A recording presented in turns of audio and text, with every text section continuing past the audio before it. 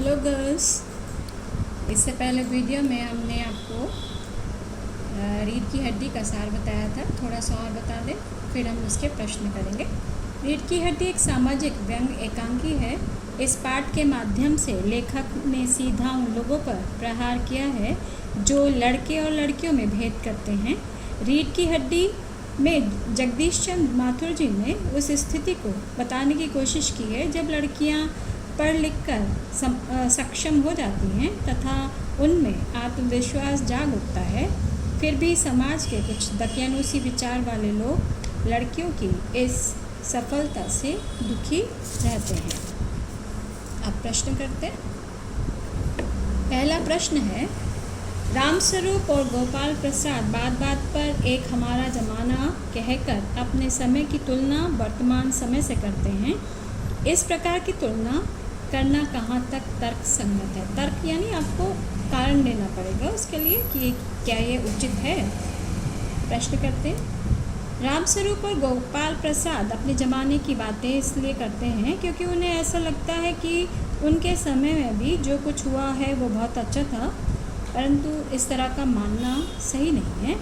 इस प्रकार की तुलना करना एक तर्क संगत नहीं है क्योंकि हर ज़माने की अपनी क्या होती है, अपना स्थितियाँ होती है, वातावरण होता है। ज़माना क्या होता है, बदलता रहता है। उसमें जो कमियाँ होती है उनको सुधार लिया जाता है।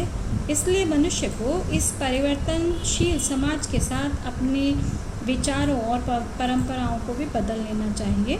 वर्तमान समय में चारों ओर विकास हो रहा है, चाहे वह कोई भी क्षेत्र हो, शिक्षा का हो, विज्ञान का हो या अर्थव्यवस्था का हो, तो वो निरंतर उसमें विकास होते रहते हैं। इसलिए हमें अच्छी परंपराओं को अपनाते हुए नए ज़माने की अच्छाइयों को स्वीकार करना चाहिए। ठीक है, क्योंकि परिवर्तन है, परिवर्तन से ही विकास होता है। दूसरा प्रश्न है, रामस्वरूप का अपनी बेटी को उच्च शिक्षा दिलवाना और विवाह के लिए उसकी शिक्षा को छिपाना, यह विरोधाभास उनकी किस विवशता को उजागर करता है? यानी हर पेरेंट्स की अपनी अपनी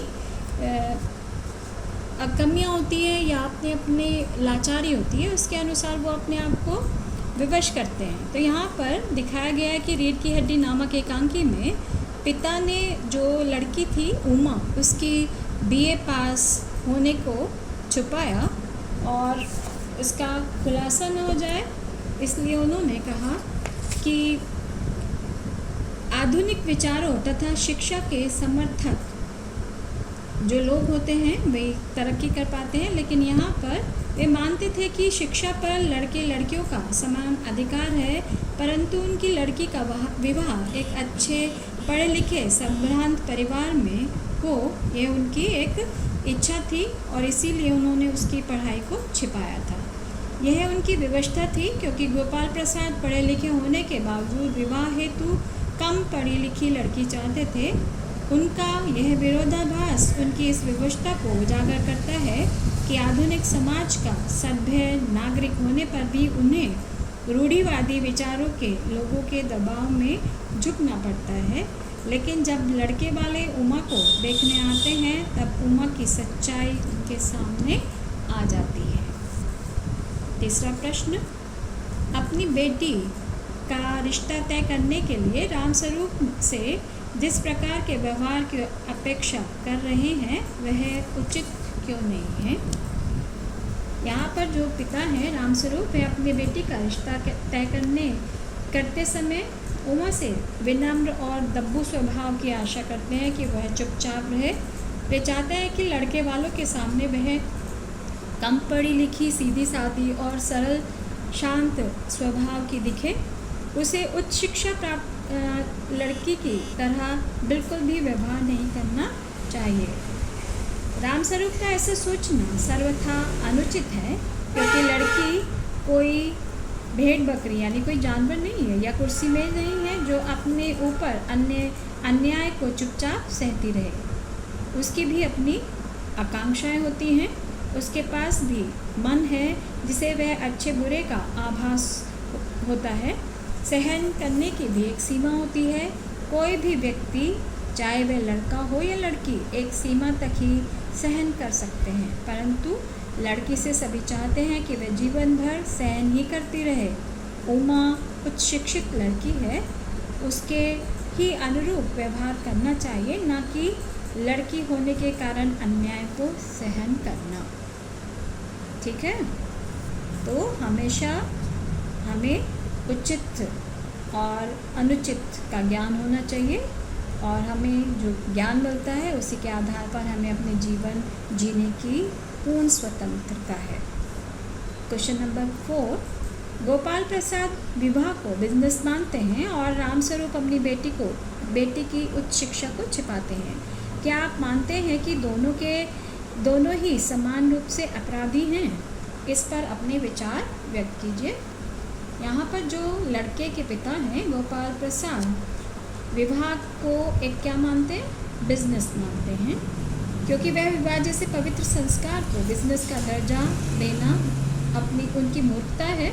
विवाह में किसी निर्जीव वस्तु का आदान प्रदान या क्रय विक्रय नहीं होता। गोपाल प्रसाद को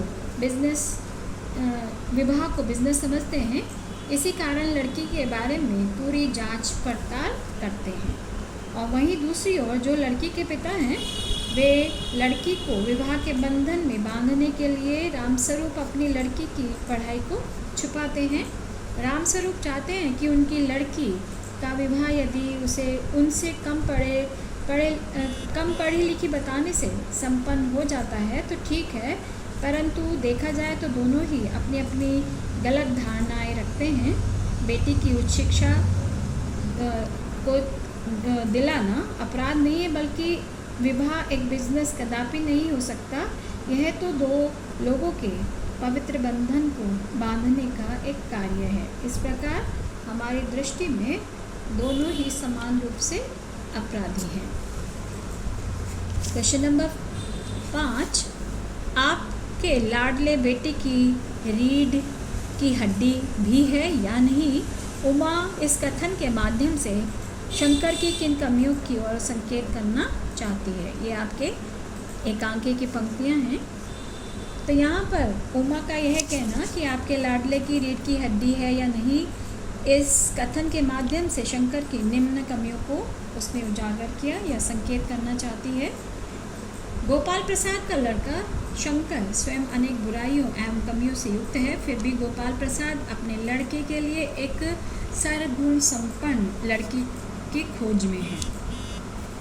दूसरा पॉइंट आप दे सकते हैं, शंकर चरित्र से अच्छा लड़का नहीं है, वह लड़कियों के हॉस्टल के चक्कर लगाते हुए पकड़ा गया था। थर्ड पॉइंट आप दे सकते हैं, वह सीधा खड़ा भी नहीं हो सकता था, झुक कर चलता था, अतः उसका शरीर कमज़ोर था। क्योंकि आपका शरीर किस पर बैलेंस होता है, किस पर नियंत्रण होता है? आपकी रीढ़ की हड्डी पर। उसमें आत्मविश्वास की कमी है, उसका कोई भी निजी अस्तित्व नहीं है, यानी निजी सोचने का तरीका नहीं है। वह केवल अपने पिता के ही उचित अनुचित सभी बातों में हाँ हाँ करता रहता है। वह वर्तमान समय में भी रूढ़ी विचारों से ग्रसित है, यानी वर्तमान समय में सब लोग अपनी इच्छा के अनुसार अपना जीवन जीते हैं, लेकिन शंकर ऐसा नहीं करता है। ठीक है, ये पॉइंट्स थे। अब है क्वेश्चन नंबर 6, शंकर जैसे लड़के या उमा जैसी लड़की समाज को कैसे व्यक्तित्व की ज़रूरत है? तर्क सहित उत्तर दीजिए। यहाँ पर दोनों हैं, शंकर और उमा। उसमें आपको बताना है कि कौन सा समाज के लिए ज़रूरी व्यक्तित्व है। शंकर एक कमज़ोर व्यक्तित्व वाला लड़का है, वह रूढ़िवादी है, मानसिक और शारीरिक रूप से कमज़ोर है, उसमें अपनी बात को कहने की क्षमता नहीं है। सिर्फ पढ़ने से वह समाज के लिए उपयोगी सिद्ध नहीं हो सकता। शंकर जैसे व्यक्तित्व की समाज को कोई ज़रूरत नहीं है, क्योंकि ऐसे व्यक्तित्व वाले लोगों से ना तो समाज को कोई समाज की कोई उपयोगिता होगी और ना ही स्वस्थ विचारधारा वाले नागरिक मिलेंगे, और न ही राष्ट्र और समाज की उससे उन्नति हो सकती है। दूसरा जो है उमा, समाज को उमा जैसी लड़की की आवश्यकता है, जो कि क्या है? निर्भीक है, साहसी है, अपने विचारों को प्रकट करना जानती है, वह अन्याय से लड़ने की क्षमता रखती है, वह वे रूढ़ियों में विश्वास नहीं करती। समाज को ऐसे ही लोगों की ज़रूरत है जो अपने कुल का नाम ऊंचा करने के लिए ऊंचा करने के साथ साथ अपने समाज में जो पनप रही बुराई हैं उनको भी दूर करने में सक्षम है। ऐसे ही लोग समाज को ऊंचाइयों तक पहुंचा सकते हैं। ठीक है, अब है चैप्टर आपका रीढ़ की हड्डी, जो शीर्षक है उसकी आपको सार्थकता बतानी है।